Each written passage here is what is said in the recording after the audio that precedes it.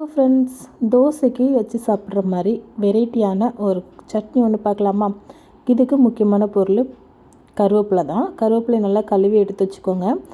ஒரு கடாய் வச்சுட்டு அதில் 2 ஸ்பூன் எண்ணெய் விட்டுட்டு கடலைப்பருப்பு, உளுந்தம்பருப்பு, வேர்க்கடலை கொஞ்சம் சேர்த்து அதை நல்லா வதக்க விட்டணும். இது கூட புளி, அப்புறம் பெருங்காயத்தூள் போட்டு அதுவும் லைட்டாக வதங்கினதுக்கப்புறமா ஒரு கைப்பிடி சின்ன வெங்காயம் சேர்த்துருக்கேன். நீங்கள் விருப்பப்பட்ட பெரிய வெங்காயம் கூட சேர்க்கலாம். இது கூடவே ஒரு கைப்பிடி தேங்காய் சேர்த்துருக்கேன். இதை துருவி சேர்த்தா இன்னுமே நல்லாயிருக்கும். 1/4 கைப்பிடி அளவுக்கு கொத்தமல்லி சேர்த்துருக்கேன். இது கூட 1/2 கைப்பிடி அளவுக்கு கருவேப்பிலை சேர்த்துருக்கேன். இது நல்லா சுருள வரணும். ஒரு 2 நிமிஷத்துலேயே நல்லா சுருண்டு வந்துடும். அதுக்கப்புறமா ஸ்டவ் ஆஃப் பண்ணிட்டு இது நல்லா ஆற வச்சுக்கணும். ஆற வச்சுட்டு மிக்ஸி ஜாரில் சேர்த்துக்கோங்க. இது கூட கொஞ்சம் தண்ணி விட்டு அரைக்கும் போது தான் நல்லாயிருக்கும். தண்ணி விட்டு அரைச்சிட்டு கடுகு, உளுந்தம்பருப்பு மட்டும் போட்டு தாளித்து கொட்டிடுங்க. சூப்பராக இருக்கும்.